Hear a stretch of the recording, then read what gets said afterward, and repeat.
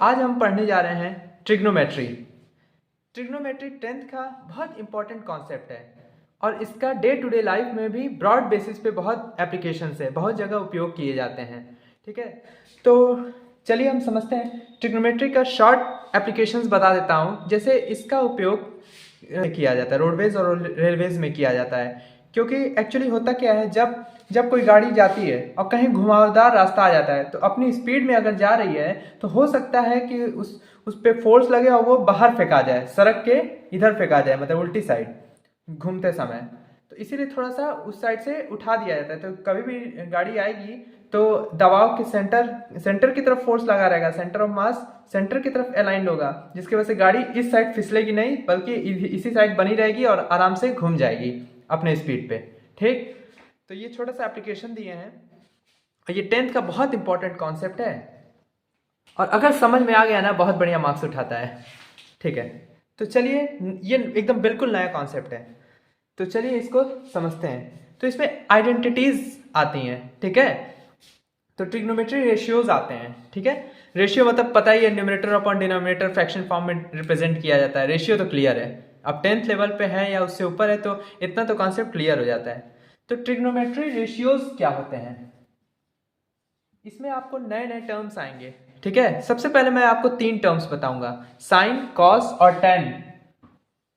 Sine theta, cos theta, tan theta. Clear? ये 3 ratios, ये 3 term आपको असेंबल कर दिया, रिप्रेजेंट कर दिया। इसमें थीटा क्या है, what is theta? Theta is an angle. Theta क्या बताता है? एंगल। 45 डिग्री हो सकता है, 60 डिग्री हो सकता है, 90 डिग्री हो सकता है, 30 डिग्री हो सकता है। क्लियर? तो थीटा मतलब क्या होता है? एंगल होता है। क्लियर? और साइन कॉस टेन समझेंगे। और एक चीज याद रखना है, ट्रिग्नोमेट्री रेशियो जो होता है या ट्रिग्नोमेट्री जो कॉन्सेप्ट होता है वो हमेशा राइट एंगल ट्राइंगल के बेसिस पे ही विजुलाइज किया जाता है। ठीक है, सॉरी, फिगर थोड़ा सही से बना दूं। ठीक, जैसे ये राइट एंगल ट्राइंगल दिख रहा है 90 डिग्री, तो हमेशा जो ट्रिग्नोमेट्रिक रेशियोज जो निकालेंगे हम लोग वो राइट एंगल ट्राइंगल के बेसिस पे होता है। ठीक, तो राइट एंगल ट्राइंगल में 3 पार्ट होते हैं, ये आपको पता होगा। ये जो सीधी लाइन खड़ी रहती है उसको परपेंडिकुलर कहते हैं या हाइट कहते हैं। जो सोई हुई लाइन रहती है, जो हॉरिजॉन्टल लाइन होती है, हॉरिजॉन्टल का मतलब होता है लेटी हुई और वर्टिकल का मतलब सीधा। ठीक, तो वर्टिकल हो गया परपेंडिकुलर और हॉरिजॉन्टल हो गया बेस, और जो टेढ़ी इंक्लाइन लाइन है, जो स्टीप लाइन दिख रही होगी, वो उसको क्या कहते हैं? हाइपोटेनस। ये बेसिक कॉन्सेप्ट है। क्लियर? इन्हीं में से दो का उपयोग करके हम रेशियोज बनाएंगे। ठीक, कोई डाउट? चलिए, कोई डाउट हो तो प्लीज कमेंट कर दीजिएगा। साइन थीटा, ठीक, ये पहला रेशियो है। तो साइन का मतलब होता है, साइन थीटा किसका रेशियो बताएगा? अब थीटा कहां पे रहेगा? यहां पे। ठीक, क्लियर? अब एक चीज आपको याद रखना है, साइन थीटा का वैल्यू क्या होता है? Perpendicular upon perpendicular upon hypotenuse. ठीक, साइन थीटा की वैल्यू क्या होती है? रेशियो क्या होता है? Perpendicular upon hypotenuse. अभी आपको एक कॉन्सेप्ट क्लियर करता हूं। थीटा बोल रहे हैं, थीटा एंगल है, ये देखिए थीटा कहां पे दिया हुआ है? यहां पे।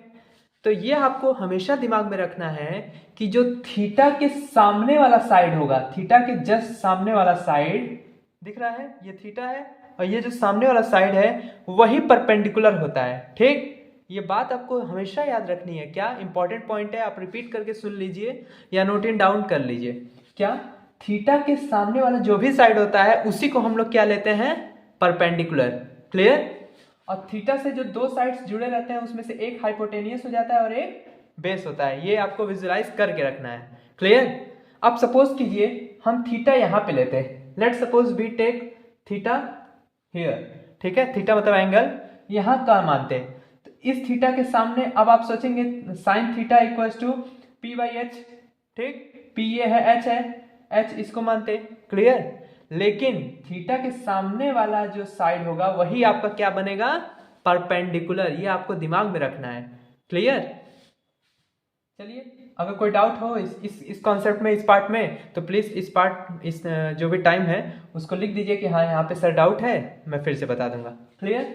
तो थीटा के सामने वाला हमेशा परपेंडिकुलर होता है। क्लियर? तो परपेंडिकुलर अपॉन हाइपोटेनियस किसकी रेशियो होता है? साइन थीटा की। क्लियर? कॉस थीटा की रेशियो क्या होता है? कॉस थीटा का रेशियो होता है बेस अपॉन हाइपोटेनियस। ठीक है? B upon H, base upon hypotenuse. ठीक? तो कॉस थीटा का रेशियो क्या होता है? जब कॉस बोलेंगे तो बेस और हाइपोटेनियस का रेशियो लेंगे। क्लियर?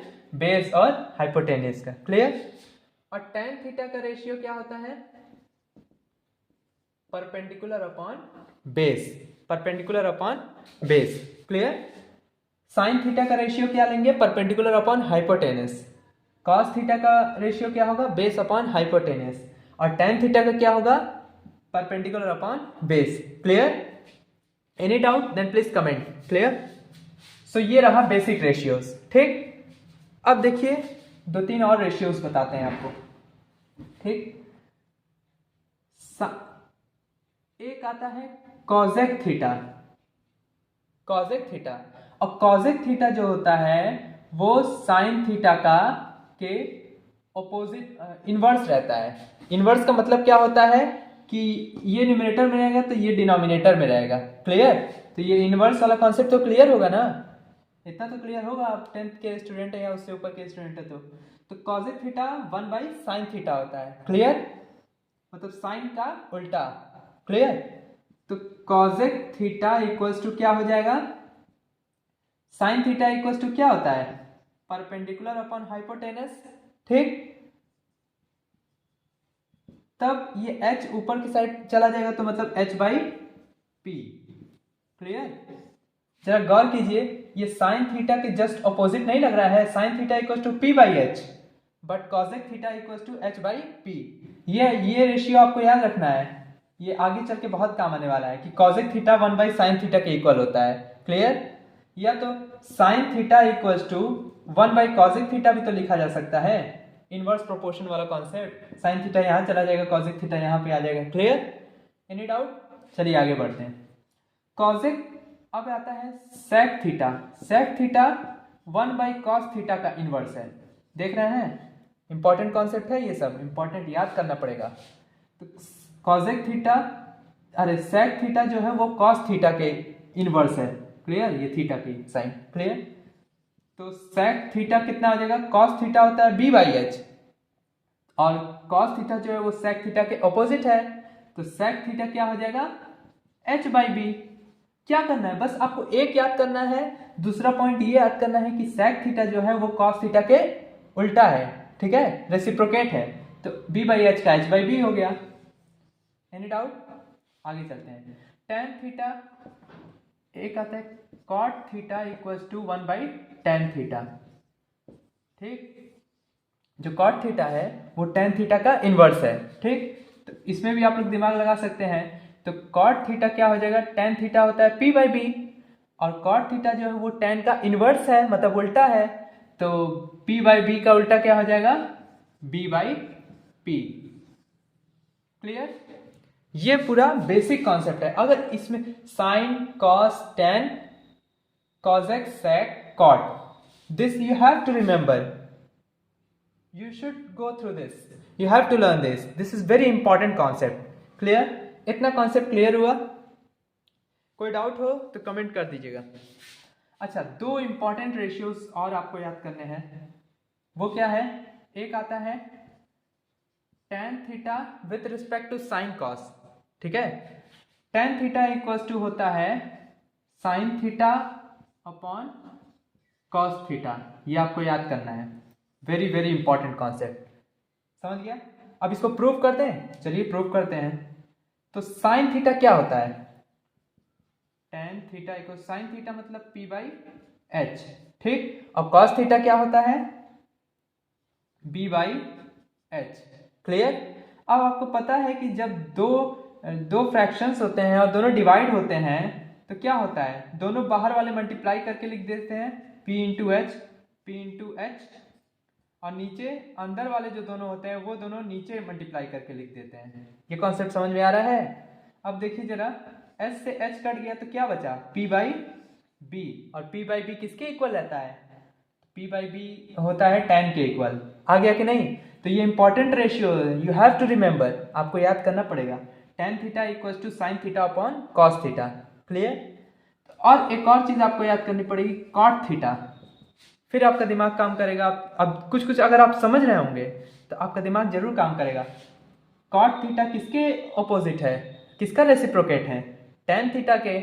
तो tan theta equal to sine by cos है, तो कॉट थीटा क्या हो जाएगा?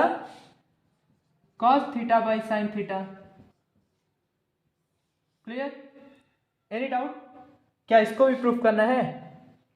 अगर हो जाएगा, चलिए इसको भी प्रूफ करके दिखा दे रहे हैं।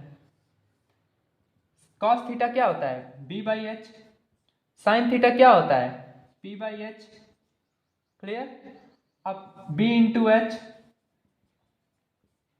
p इंटू एच, एच से एच कट गया, क्या बचा? b बाई पी, और b बाई पी किसके इक्वल था? Cot theta. तो हम लोग प्रूफ कर दिए कि नहीं?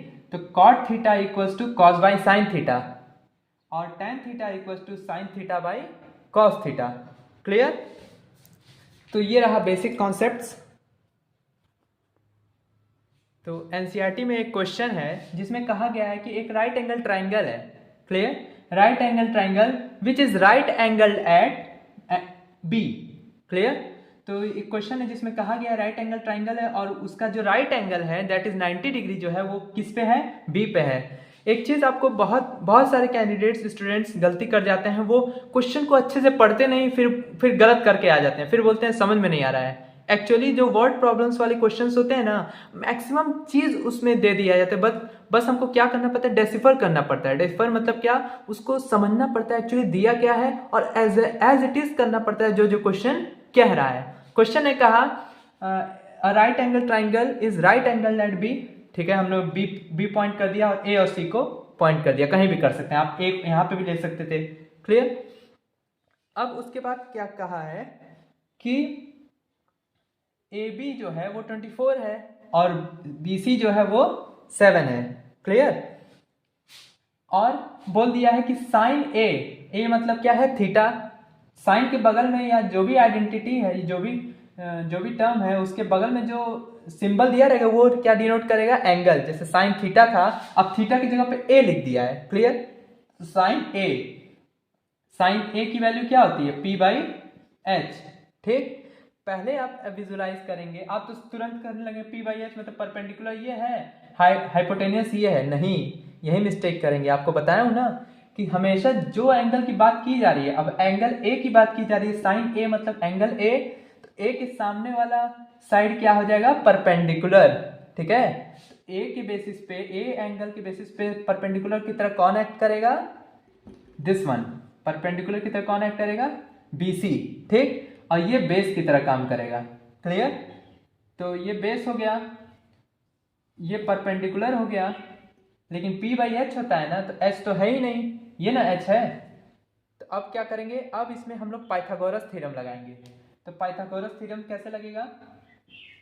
AC square equals to BC square plus AB square, मतलब p square plus b square equals to h square. ठीक, BC मतलब 7 का स्क्वायर 49 और 24 का स्क्वायर 576। क्लियर? 625 आ गया। AC स्क्वायर की वैल्यू कितनी है? 625। तब और AC का स्क्वायर रूट लिए तो 625 का स्क्वायर रूट क्या होता है? 25। तो H की वैल्यू कितनी आ गई? 25। क्लियर? तो P बाई एच, P की वैल्यू हमको पता थी, साइन ए एंगल के सामने वाला साइड परपेंडिकुलर की वैल्यू 7। क्लियर? और H मतलब हाइपोटेनस की वैल्यू 25। क्लियर? अब दूसरी वैल्यू आपको फाइंड करनी है cos A की, ये आप लोग कमेंट करके बताएंगे। क्लियर? और कोई भी एक्सरसाइज से रिलेटेड डाउट्स हो तो प्लीज कमेंट कीजिए। ठीक है, और इसकी वैल्यू आप इस फिगर के बेसिस पे आप हमें आंसर इवैल्यूएट करके कमेंट सेक्शन में डाल देंगे। क्लियर? कोई भी डाउट कमेंट। क्लियर?